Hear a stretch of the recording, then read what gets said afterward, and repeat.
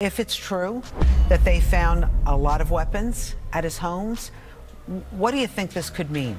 Well, what happens here is that the federal government started a case with him. Apparently the search warrant that had his houses in Miami and LA was pre-planned already. They knew they were going to do that. So they have a much bigger case. Right now with the guns, they're going to check them, they're going to trace them, see if they were used in any crimes. I was thinking to myself the other day, Uptown Records started with 5 people. Andre Harrell, I'll Be Sure, Heavy D, and Puffy. And Kim was the longest working employee because she was there from the very beginning. She was Andre's personal assistant. Kim is dead. Heavy D is dead. Andre Harrell is dead. The only 2 left are Puffy and Al almost died. Isn't that interesting? That is interesting. Heavy D was found dead, face down in the heart attack. Andre Harrell, heart attack. Kim died from pneumonia, but there's the first coroner's report that said that she died. It was ruled a homicide, and they found toxins in her body to prove that she had been poisoned. You know, they have poisons that create heart attack and pneumonia-like symptoms. And then right after that, Al had a meeting, and I was gonna meet up with him because we were in Vegas, and then the next thing you know, you wanna know what they all had in common though? The survivors and the late of Uptown Records, they were all writing tell-all books. Andre was writing a book right before he died. Heavy D was working on a book before he died. Kim Porter was working on a book before she died. And Al B. Sure was working on the documentary of his life. And then he goes into a coma. Has Puffy ever been in a coma? Has anything happened to him? He must be the luckiest motherfucker. It seems like everybody that worked at Uptown Records from the very beginning is gone. Just him. I guess Al disappointed you. You know, I speak for a reason. When you see this bullshit motherfucking game fucking with people that you love, that you like, you know, it's too many coincidences. Too many. You... Honeycomb. Oh. Stamp it. We gonna get you and your little dog, too. And congratulations, Young Miami. Run as fast as Cassie did. So by now, we know that Diddy has a knack for crossing people off the census when he feels threatened. And apparently, the reason he has been able to act with some impunity is because he had a lot of leverage with the FBI himself. Kidnapped my daughter in public, and I didn't have the address to my child. None of these that want to say something Travis now. Gave you the address, though? Travis gave me the address. Right. But as far as Meek Mills, Puff Daddy, whoever, none of these all you fake hard Wait, hold on. Okay. All you fake hard you. You know what I'm saying? I don't get because you can't shoot nobody anyway. And the reason why you got to talk is because you did a deal, you fed. You know what I'm saying? That's why you got to come at me, because part of the deal for you to be a do all that and get out of jail is that you promise that you're going to go pull my co-car. So y'all shut the up about me. Now let me say it calm. You shut the up about, you shut the up about Michael. Even Gene Deal confirmed that Diddy is an informant. How do you know that Diddy was an informant and they wanted you to go more into detail about it? Can you do that? Well, see, if I'm in the car with Kirk Burrows and him and our driver, and we go down to 26 Federal Plaza, I know 26 Federal Plaza is the FBI office. All right?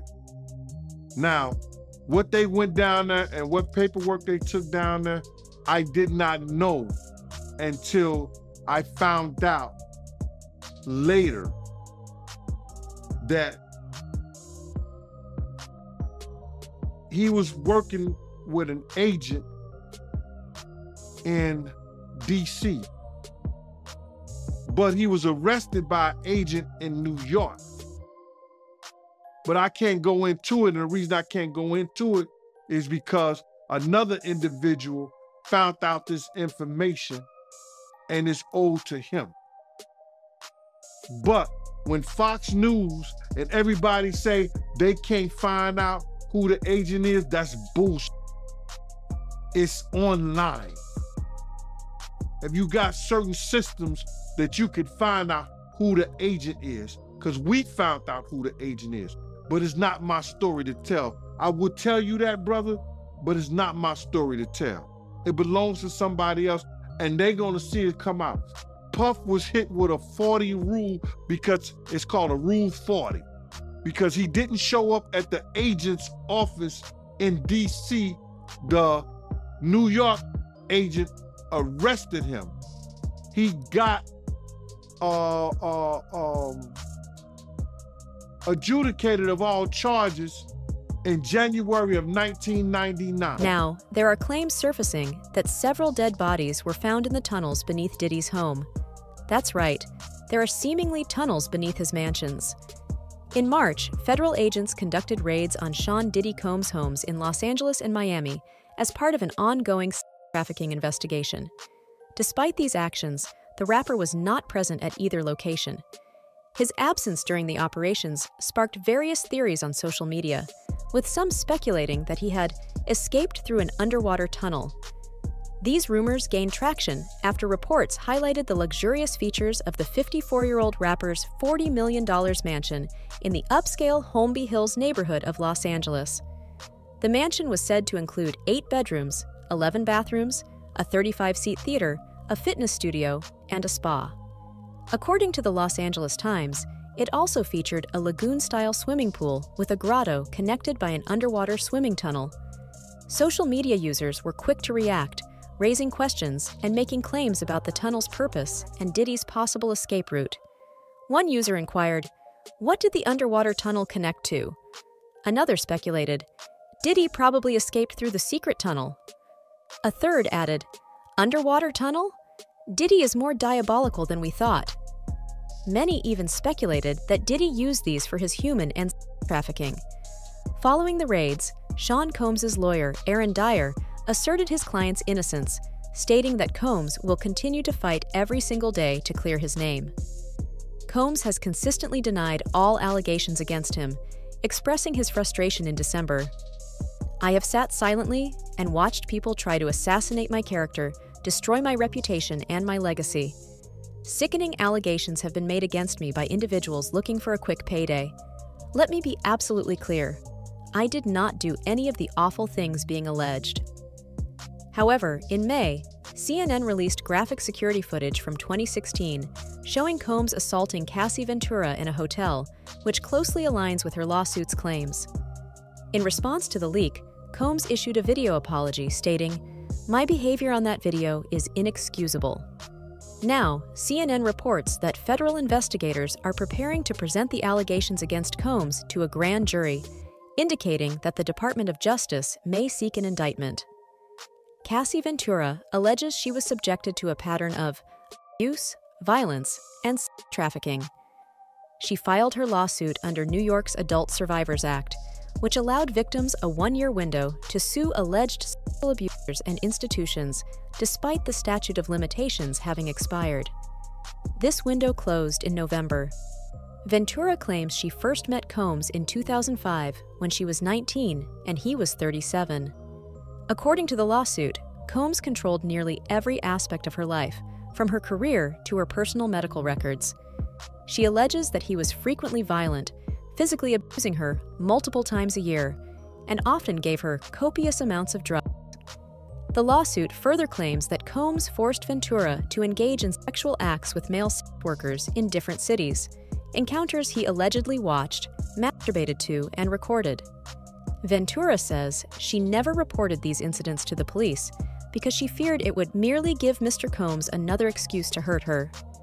She also alleges that, following a dinner in 2018, Combs forced his way into her apartment and raped her while she repeatedly said no and tried to push him away.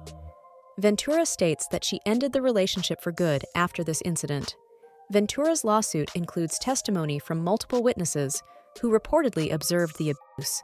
One of these witnesses is her friend, singer-songwriter Tiffany Red. Red wrote an open letter to Combs recounting an incident at Ventura's 29th birthday party in 2015, where Combs and his security team allegedly forced Ventura to leave because he wanted her to have sexual encounters with other men. Red claims Ventura disclosed at the time that Combs was physically abusive. "I feel compelled to show up for Cassie and myself and confirm that everything she described in her complaint about what happened that night is consistent with what I experienced," she wrote. This is at extreme odds with the sort of persona Diddy built up for himself. However, if you've closely followed his life all this time, you'll know the signs were all there. Diddy, a former backup dancer, rose to prominence after starting as an intern at Uptown Records in 1990 at the age of 20 and was recruited by CEO Andre Harrell to work with their burgeoning collection of new musicians. When Harrell launched Uptown, he also hired assistant Kim Porter to undertake a number of tasks as the fledgling company signed Heavy D, a young Yonkers rapper, as its first talent. With rap's popularity growing, the company had a streak of successful releases and was poised to establish itself as an industry leader. Diddy was instrumental in establishing the fame of several rising musicians, notably Mary J. Blige and the R&B group Jodeci. However, Harrell and Combs parted ways in 1993 due to commercial and artistic disputes, and the ambitious Diddy went on to establish Bad Boy Records, with which he became identified. Tragically, the major creators of Uptown, Harrell, Porter, and Heavy D, real name Dwight Myers, would all die premature and strange deaths. Myers died in front of his Beverly Hills house in 2011 from a pulmonary embolism caused by a blood clot in his thigh. He was 44 years old. Porter, who had a turbulent relationship with Diddy and gave birth to 3 children, died at 47 in Toluca Lake, California, in 2018. She had been experiencing flu-like symptoms for several days before her death, and a medical examiner determined that she had pneumonia. Harrell died in 2020 at the age of 59 in West Hollywood, California. His ex-wife stated at the time that he died of heart failure.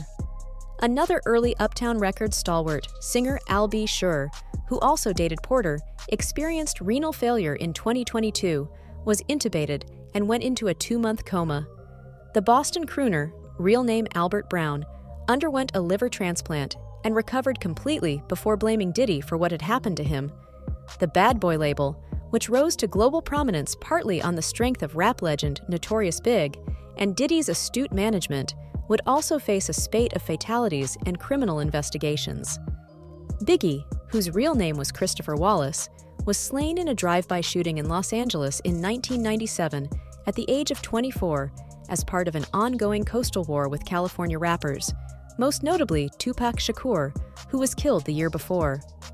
Bronx-born rhymer Craig Mack, another early Bad Boy standout, died of heart failure in South Carolina in 2018 at the age of 47, having converted to Christianity and worked with a local ministry.